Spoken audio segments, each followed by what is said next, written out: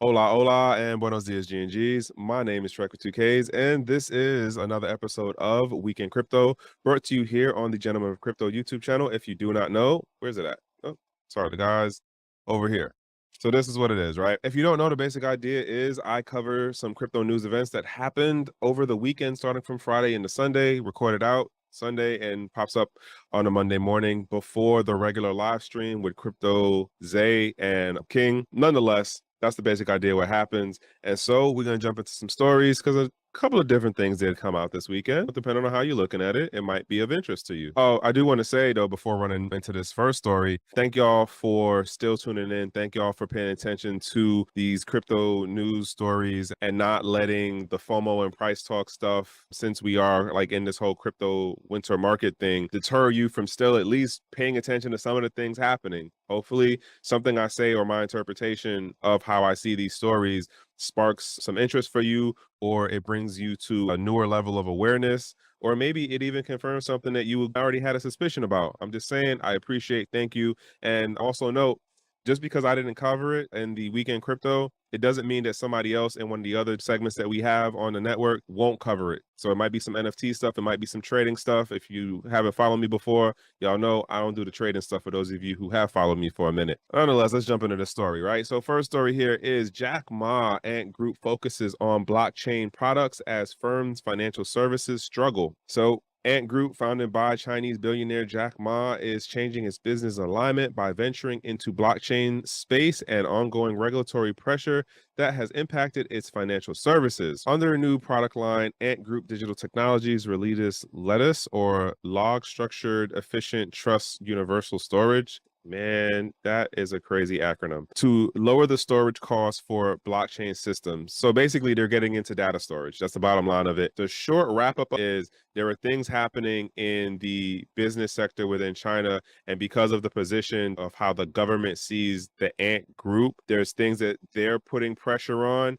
And then Jack also realizes that he has to make changes for the things that are going to start affecting the global economy and where the company sits in it, because he's also connected to the Alibaba side. So he's trying to reposition to be more in line with this blockchain thing. I'm curious to see how this will play out down the road because of where they are for what the Chinese government wants to do with like CBDCs and all that fun stuff. So it's going to be interesting to see how this plays out when we get into 2023. Now, jumping into this story here. All right. EU votes on Mika. I think it's Micah. I might be saying it wrong. Crypto legislation delayed until February. Here's why. I'm going to go through the highlights and I'm going to tell you what I thought on this when I read this. European Union legislators won't vote on the markets in crypto. European Union legislators won't vote on the markets in crypto assets MiCA legislation until February 2023, likely to result in additional delays in the implementation of the groundbreaking licensing system for cryptocurrency businesses operating inside the EU. Jumping down. Notably, Finbold, this is a crypto news platform, which is the one that I'm reading from right now, reported back in August that the European Commission Technological Innovation and Cybersecurity Policy Advisor, Peter Kirstens, said that the MiCA bill becomes law, isn't there supposed to be an if in there? It would introduce multiple changes to the market, including strict requirements aimed at preventing collapses like Terra. Now, I'm going to do this and then run back up. This particular comment that he made and how they're contextualizing it, I guess to say, what that really means is, hey, we want to be able to prop up the market when we need to, and we're going to use regulatory enforcement through governing agencies to be able to do things like that, just like what we see happening right now in the American stock market. That's at least my interpretation of it. I'm reading between the lines. I've seen some of these things pop up again, and I see how certain people are talking. I got a story, by the way, about American legislators and something that they recently got put in the spotlight for, but don't worry, none of them are going to go to jail. No one's going to lose their political position, and most of the American folks will continue on as though nothing ever happened. Anywho, my take on this is that the EU is waiting to see what the American regulators drop in relation to the financial side, such as stable coins and the CBDCs. And if they start making public posturing through the regulatory bodies for the NFT and the metaverse space. That's my take on why this got held up, because they don't want to be the first ones to drop the shoe and then things start to play out because they can't corner the market on the technology through regulation. So they want to see how the US moves first. And then once the US does more execution as far as pushing out the legislation, then you're going to see some things come out of the EU and you're probably going to see a couple of changes happen. That's just at least how I'm interpreting the situation. It's not 100% guaranteed. Again, it's just a matter of I see enough of the stories and like you start to see certain patterns. Just saying. Remember, this ain't financial advice. I'm not a CPA. This is just me reading some headline stories that you can all read too, because the links for these stories that I do cover will be in the description on this. And you can deep dive as much as you want to on it, right? It is highly recommended that you do your own due diligence within any of the things that I talk about on this space. I'm not telling you where to put your money because I don't know what kind of money you got. I know it probably ain't the money that I got because I don't got no money right now. Trust me, I'm not crypto rich at all, folks. I'm not. I promise you. So nonetheless, next story is OpenSea creates tool to help NFT collections enforce royalties on chain. So if you are new to the NFT market, this doesn't make sense to you because most people, I'm gonna jump up close, most people thought, believed, understood that royalties in NFTs was an inherent thing. Remember, that was the marketing pitch, that was the narrative the last 4 or so years. Oh, NFTs, artists can get their royalties, and it's all about the artists getting their royalties and the creators being able to not get swindled out by the middleman and blah, blah, blah, blah, blah. The techie folks understood that the smart contracts used by OpenSea, royalties was a function that could be turned off and on. And so what they're doing right here is, let's just run down to this first highlighted section. Marketplace giant OpenSea laid out the first of a suite of tools for its users this weekend, allowing creators of new NFT collections to enforce royalties on chain. So part of what also makes this be a situation is that people were doing the workaround of doing transfers of NFTs, and they were also doing things of doing the wash trading of NFTs where you control both wallets.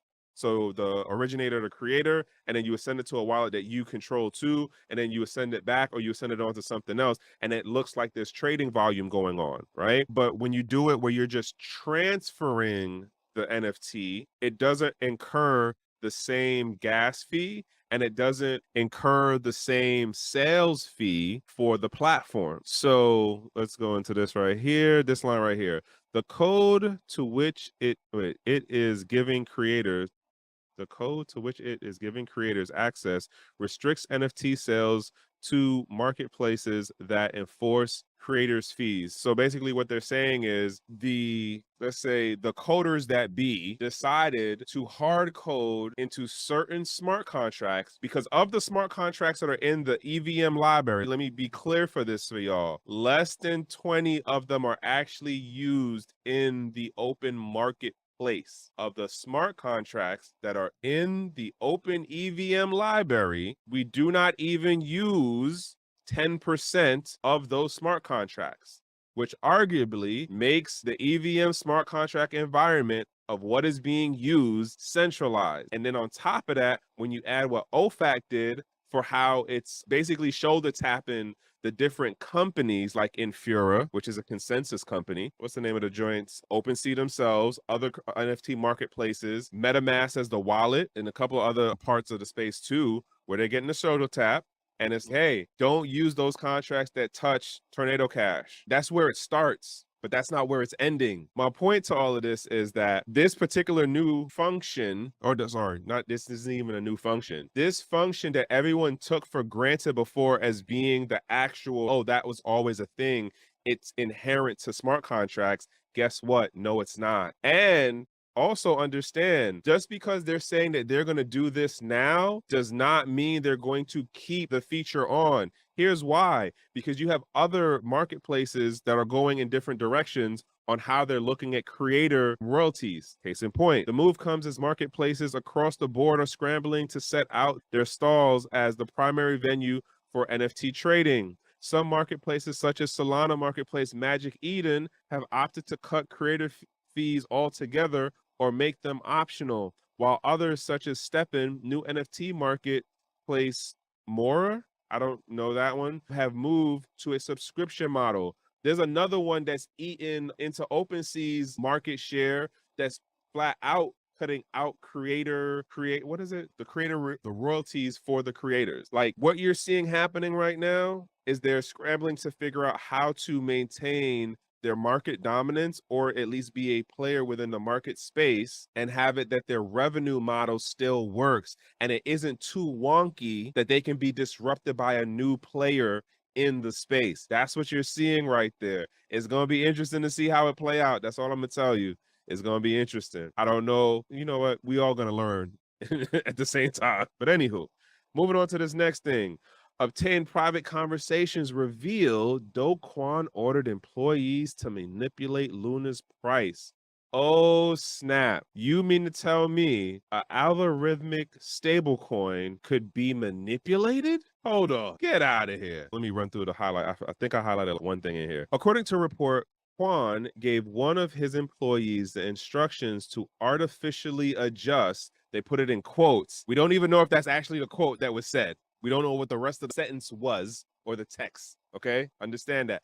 Put this in context. The price of Terra, so it would match a specific price.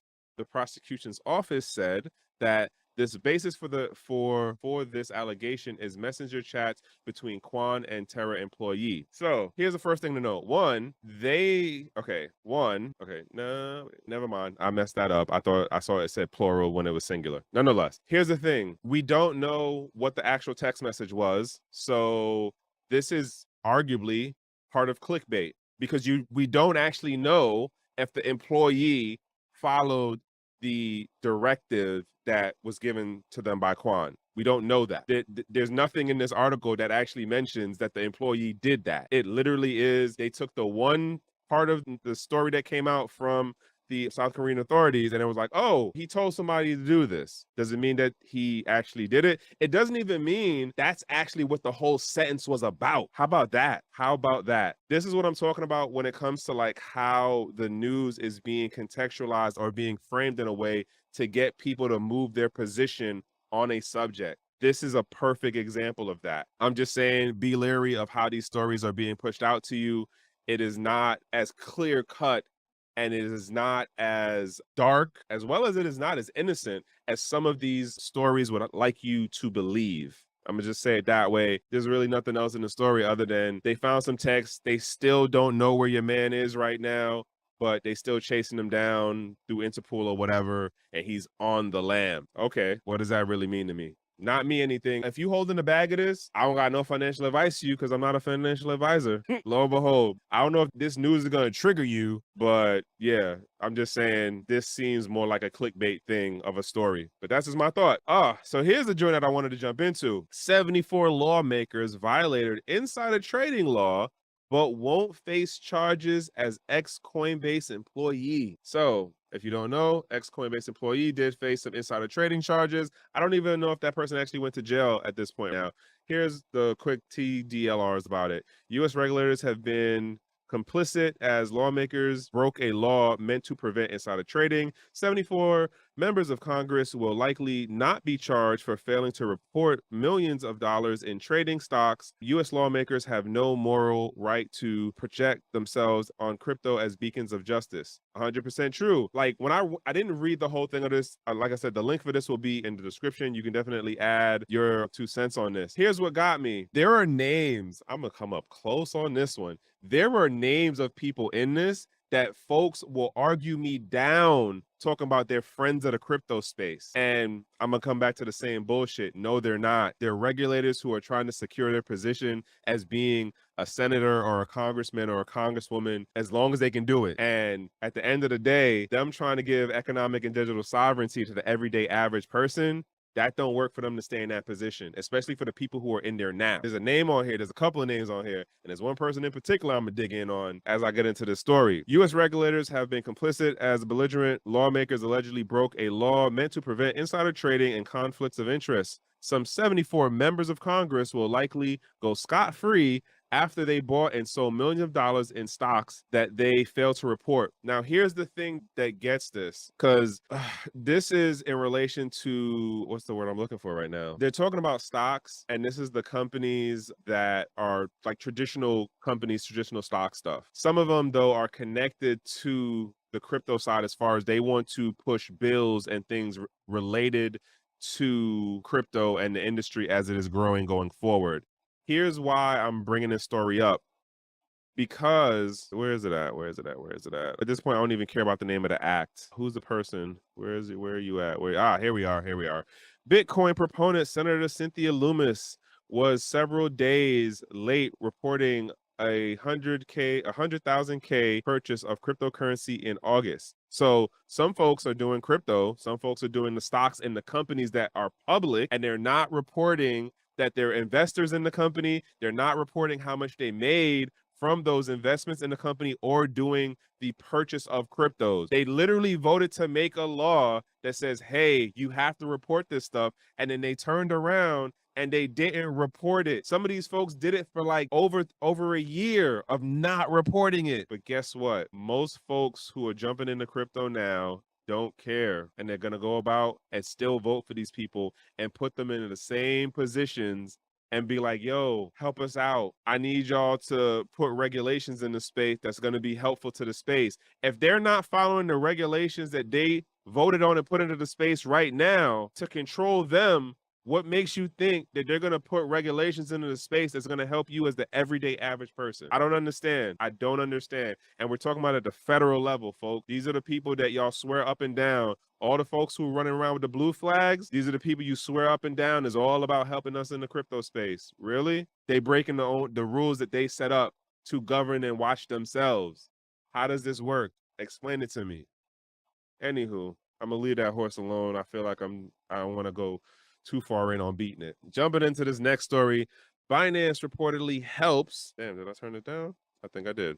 Binance reportedly helps Iranian firms skirt sanctions and trade billions. I was reading this and I was scratching my head on something. If you've been following me for any amount of time, if you've been following Gentlemen of Crypto for any amount of time, this might start clicking in your head. Let me read this blue highlighted section right here. Indeed, Binance has apparently processed $8 billion worth of transactions involving Iranian entities since 2018, despite the financial and trade sanctions imposed by the United States. Reuters Angus Berwick and Tom Wilson reported on November 4th. Now, a couple of things going on in this article right now. One is they're doing this thing of like patriotic symbolism about it's an American thing. We implemented sanctions. Everyone has to follow it. What happened to the thing about the space being open to anybody? When you start falling into this thought process right here, don't talk to me about you want to bank the unbank or you want to be inclusive and you want to use crypto or like blockchain technology to help everyone. When you start making arguments like this, in my book, we ain't on the same page anymore. We not looking at the space the same way. We definitely not looking at the tech the same way.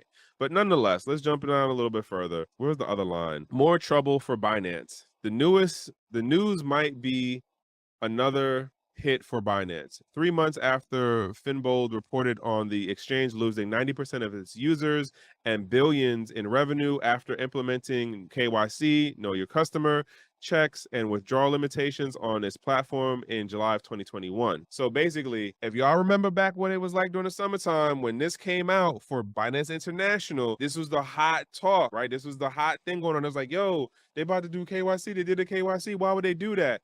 because they saw the situations of what was coming down the pike, the KYC and the sanctions that the US side was pushing, which is why they made Binance US so they could cordon off all of the US related folks, and then they could still operate the international business how they saw fit that would not land them in the most hot water, right? But nonetheless, here we are X amount of months and years later, and this is being put out there. Last little thing I'm going to cover on this part is finally, Iran has lately come under international scrutiny over reportedly selling hundreds of drones and military equipment to Russia. Let me explain what this is. This is bullshit virtue signaling, and I'm going to tell you why. The US is literally doing the same thing for the other side. Not to mention, I find it ironic in my mind that Iran has enough or advanced enough technology that they're selling it to Russia when Russia has more advanced avionics systems than we do. So, like, I don't get where this part of the story comes from, but I see what they were doing for the virtual signaling. The bottom line is when you start looking at the timeline of this, there's probably going to end up being some more trouble for Binance in relation to like how more regulation is going to drop out come 2023 and how more enforcement of sanctions might be pushed from the West and moving it into different parts of the space, and then EU jumping on the bandwagon too. We'll see how that pans out, but I think CZ and his team saw some of the moves being made and realized it was the better thing to cut their losses back then of losing about 90% of their revenue from the the platform pre KYC versus where it is now, and the position that Binance International is operating separate from Binance US. This was a bigger long-term strategy game for them. I don't think this article puts it into a full context of what that move worked out for them business-wise. And I don't like the fact that we're trying to promote patriotism thing in here. Not like, granted, military dude in the background, but like I know when I'm seeing hearts and minds propaganda tactics. That's what this is. Nonetheless, jumping into this last story, this one got me. Like, I'm already not a fan of Solana. This just don't help, none at all. I'm not telling you what to like. I'm not telling you what to move and mess with in this space, but like Solana in practice goes against a number of the things that we understood initially about blockchains. Like, you're not supposed to be able to turn them off. You're not supposed to be able to reject transactions. You're not supposed to have this much level of centralization. But arguably, as King would say, the market is speaking. The market goes to where the volume is, right? If you're talking about the speculatory side of it, like, here's where it is, Solana. Nonetheless, breaking. Google Cloud becomes a Solana validator. Google Cloud's partnership with Solana will see the company become a Solana validator and add the network to its blockchain node engine and BigQuery services. Yeah, it saddens me just to even read the story, y'all. Yeah. Google Cloud has announced a groundbreaking partnership with Solana, one of the world's largest cloud services providers will become an integral part of Solana's network and bring Solana into a wide array of products and services. The company said that it will be running a block producing Solana validator that will enable it to participate in and validate the Solana network. Also note, like, when you start having it that it's more about the bigger company, corporation, entity level, enterprise level, now your stuff isn't about the people. Your stuff is about corporate. Your stuff is about big business. That's the direction Solana's moving in. And again, the market likes it, right? Because the liquidity is there, because it's, quote, easier to use. All right, bet. Aside from becoming a validator, Google Cloud has also been working on Solana to bring its blockchain node engine to Solana's ecosystem. The blockchain node engine is Google Cloud's fully managed node hosting services that reduces the need for complex node operations, offering turnkey node hosting. The service was previously focused solely on Ethereum and its Borgoi. I don't even know what that word is. I'm sorry. I'm being very dyslexic right now. Borgoinon. I'm so messing that word up. Developer ecosystem. It's a messed up ecosystem, whatever. Bottom line is the full story y'all find, because the link will be in the description on this if you want to read the full thing out. Here's the bottom line. We're adding in more centralization into one of the major market players for a layer one blockchain right now. It is called Solana. And Not gonna lie, a number of people are gonna tell you this is the greatest thing since sliced bread because it's gonna add for more ease of use and being able to be a validator, but that's not gonna be for every average day person. This is gonna be for corporate.